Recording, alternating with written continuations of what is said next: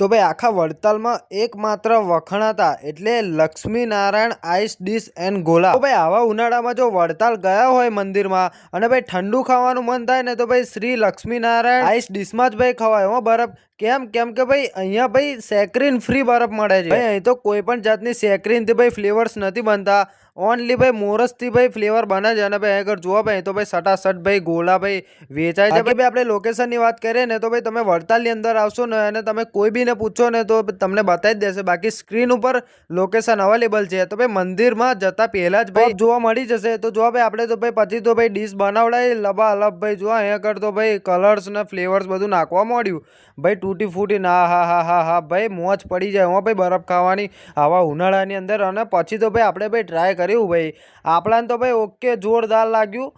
તમે બી આવજો, ટ્રાય કરજો। જતીનભાઈ પણ ટ્રાય કર્યું ભાઈ, એમને બી જોરદાર લાગ્યું। તો ભાઈ વધારે વાર કરશો